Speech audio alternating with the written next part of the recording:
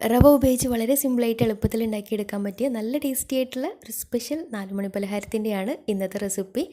ഉണ്ടാക്കിയെടുക്കാൻ നല്ല എളുപ്പമാണ്, അതുപോലെ തന്നെ അടിപൊളി ടേസ്റ്റുമാണ് കഴിക്കാനായിട്ട്. അപ്പോൾ ഇതിലേക്കുള്ള മാവ് റെസ്റ്റ് ചെയ്യാൻ വെക്കേണ്ട ഒന്നും ആവശ്യമില്ല, എളുപ്പത്തിൽ പെട്ടെന്ന് തന്നെ ഉണ്ടാക്കിയെടുക്കാം. അപ്പോൾ എങ്ങനെയാണ് ഈ ഒരു സ്നാക്ക് തയ്യാറാക്കുന്നത് നോക്കാം. അതിന് മുന്നേയായിട്ട് ചാനൽ സബ്സ്ക്രൈബ് ചെയ്യാത്തവരുണ്ടെങ്കിൽ സബ്സ്ക്രൈബ് ചെയ്യാൻ മറക്കരുത്. തൊട്ടടുത്തുള്ള ബെല്ലൈക്കണും കൂടെ ഒന്ന് ക്ലിക്ക് ചെയ്താൽ പുതിയ വീഡിയോസിൻ്റെ നോട്ടിഫിക്കേഷൻസൊക്കെ പെട്ടെന്ന് തന്നെ കിട്ടുകയും ചെയ്യും. അപ്പോൾ ഈ ഒരു സ്നാക്ക് തയ്യാറാക്കി എടുക്കാൻ വേണ്ടിയിട്ട് ആദ്യം തന്നെ ഒരു മിക്സിയുടെ ജാർ എടുത്ത് അതിലേക്ക് 1 കപ്പ് റവ ചേർത്ത് കൊടുക്കാം. റവ വറുത്ത റവയായാലും കുഴപ്പമില്ല, വറുക്കാത്തതായാലും കുഴപ്പമൊന്നുമില്ല. കൂടെ തന്നെ ഇതിലേക്ക് 4 ടേബിൾ സ്പൂൺ ചോറ് ചേർത്ത് കൊടുക്കാം. ഇനി ഇതിലേക്ക് ചേർത്ത് കൊടുക്കുന്നത് 1 ടീസ്പൂൺ ചെറിയ ജീരകമാണ്. കൂടെ തന്നെ ഒരു 5 ടേബിൾ സ്പൂൺ തേങ്ങ ചിരകിയതും കൂടെ ചേർത്തിട്ട് അതിലേക്ക് പാകത്തിന് 1 കപ്പ് വെള്ളം ഒഴിച്ചിട്ട് നന്നായിട്ടൊന്ന് അരച്ചെടുക്കണം. നല്ല പേസ്റ്റ് രൂപത്തിൽ നന്നായിട്ട് തന്നെ അരച്ചെടുക്കാം. ഇനി ഇതൊരു ബൗളിലേക്ക് മാറ്റിയതിന് ശേഷം നന്നായിട്ടൊന്ന് മിക്സാക്കി എടുക്കാം. എന്നിട്ട് ഇതിലേക്ക് നല്ല ചൂടുള്ള 1 കപ്പ് ശർക്കരപ്പാനി ചേർത്തിട്ട് നന്നായിട്ടൊന്ന് മിക്സാക്കി എടുക്കാം. അപ്പോൾ ഞാൻ 3 അച്ച് ശർക്കര 1 കപ്പ് വെള്ളത്തിൽ അലിയിച്ചെടുത്തിട്ടുള്ള ശർക്കരയാണ്. നല്ല ചൂടോട് കൂടി തന്നെ ഇതിലേക്ക് ഒഴിച്ചു കൊടുക്കാം. അപ്പോൾ ഈ ഒരു ബാറ്റർ നല്ല ലൂസായിട്ടാണ് വേണ്ടത്, ഒരുപാട് കട്ടിയിട്ട് പോകരുത്, ലൂസായിട്ടുള്ള ബാറ്ററാക്കി തന്നെ എടുക്കാം. എന്നിട്ട് ഇതിലേക്ക് മധുരം ഒന്ന് ബാലൻസ് ചെയ്തെടുക്കാൻ വേണ്ടിയിട്ട് ഒരു നുള്ളു ഉപ്പും അതുപോലെ തന്നെ ഒരു പിഞ്ച് ബേക്കിംഗ് സോഡ കൂടെ ചേർത്തിട്ട് നന്നായിട്ട് മിക്സാക്കി എടുക്കാം.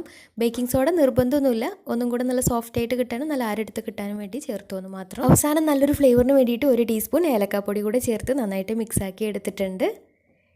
ഇനി ഇതിലേക്ക് കുറച്ച് തേങ്ങാക്കൊത്തൊന്ന് വറുത്തെടുക്കണം. അപ്പോൾ അതിന് വേണ്ടിയിട്ട് ഒരു പാന് സ്റ്റൗവിൽ വെച്ചിട്ടുണ്ട്.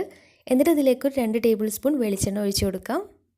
എണ്ണ നന്നായിട്ട് ചൂടായിട്ട് വന്നാൽ ഇനി ഇതിലേക്ക് കുറച്ച് തേങ്ങാക്കൊത്ത് ഇട്ടിട്ട് നന്നായിട്ടൊന്ന് വറുത്ത് കോരിയെടുക്കാം. ഏകദേശം നല്ല ബ്രൗൺ കളറാക്കി എടുത്താൽ എണ്ണയിൽ നിന്ന് മാറ്റാം. തേങ്ങാക്കൊത്ത് കൂടുതലുണ്ടെങ്കിൽ കൂടുതൽ ടേസ്റ്റി ആയിരിക്കും.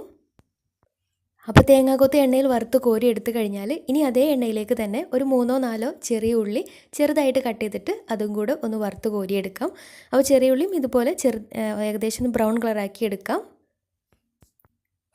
അപ്പോൾ ഈ വറുത്ത് കോരി എടുത്തിട്ടുള്ള ഈ ഒരു ഉള്ളിയും അതുപോലെ തന്നെ തേങ്ങാക്കൊത്തും നമ്മൾ നേരത്തെ റെഡിയാക്കി വെച്ചിട്ടുള്ള ബാറ്ററിലേക്ക് ഒഴിച്ചിട്ടൊന്ന് നന്നായിട്ട് മിക്സാക്കി എടുക്കാം.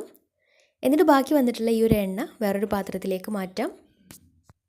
ഇനി അതിൽ നിന്ന് 1 ടേബിൾ സ്പൂൺ എണ്ണ ഈ ഒരു പാനിലേക്ക് ഒഴിച്ചതിന് ശേഷം ഹൈ ഫ്ലെയിമിലിട്ടിട്ട് ഇതിലേക്ക് 2-3 തവി മാവ് ഒഴിച്ചു കൊടുക്കാം.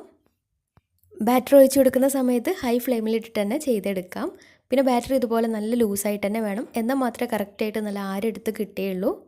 ഇനി അടച്ച് വെച്ച് ലോ ഫ്ലെയിമിലിട്ടിട്ട് ഒരു 2-3 മിനിറ്റ് വേവിച്ചെടുക്കാം. അപ്പോൾ ഏകദേശം ഒരു 3-4 മിനിറ്റ് ആകുമ്പോൾ തന്നെ കറക്റ്റായിട്ട് വെന്ത് കിട്ടും. മുകൾ ഭാഗം ജസ്റ്റ് ഒന്ന് സെൻറ്ററിലൊന്ന് കുത്തി നോക്കുകയാണെങ്കിൽ മാവ് ഒട്ടി പിടിക്കുന്നൊന്നും ഇല്ലെങ്കിൽ കറക്റ്റായിട്ട് വെന്തിട്ടുണ്ടാവും. ഇനി പാനിൽ നിന്ന് മാറ്റാം. ഇതേ രീതിയിൽ ബാക്കിയുള്ളതും ചുട്ടെടുക്കാം. അപ്പോൾ നല്ല സോഫ്റ്റ് ആയിട്ടാണ് ഈ ഒരു അപ്പം ഉള്ളത്. ഏകദേശം കൽത്തപ്പത്തിൻ്റെ ഒക്കെ ഒരു ടേസ്റ്റ് തന്നെയാണ് ഈ ഒരു അപ്പത്തിനുള്ളത്.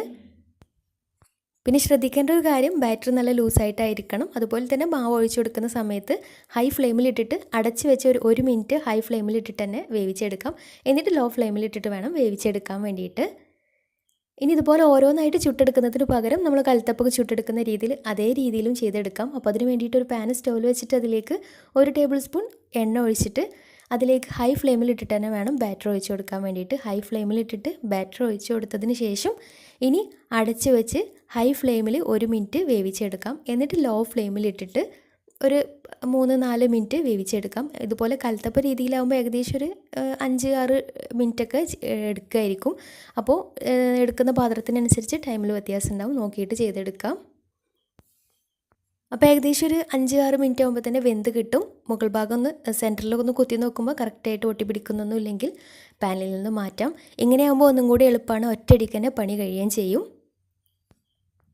നല്ല സോഫ്റ്റ് ആയിട്ടാണ് അപ്പം ഉള്ളത്, അതുപോലെ തന്നെ നല്ല ആരെടുത്തിട്ട് തന്നെ കിട്ടിയിട്ടുണ്ട്. അപ്പോൾ തീർച്ചയായിട്ടും ട്രൈ ചെയ്ത് നോക്കുക, നല്ല ടേസ്റ്റാണ് കഴിക്കാനായിട്ട്. ട്രൈ ചെയ്തിട്ട് നിങ്ങളുടെ ഫീഡ്ബാക്ക്സ് താഴെ കമൻറ്റ് ബോക്സിൽ അറിയിക്കാൻ മറക്കരുത്. അപ്പോൾ ഇന്നത്തെ വീഡിയോ ഇഷ്ടമായെന്ന് വിചാരിക്കുന്നു. ഇഷ്ടമായെങ്കിൽ ലൈക്ക് ചെയ്യുക, ഫ്രണ്ട്സ് റിലേറ്റീവ്സിനൊക്കെ ഒന്ന് ഷെയർ ചെയ്ത് കൊടുക്കാനും മറക്കരുത്. അപ്പോൾ നല്ല അടിപൊളി വീഡിയോയുമായി വീണ്ടും വരാം. അതുവരെ take care, bye, thank U.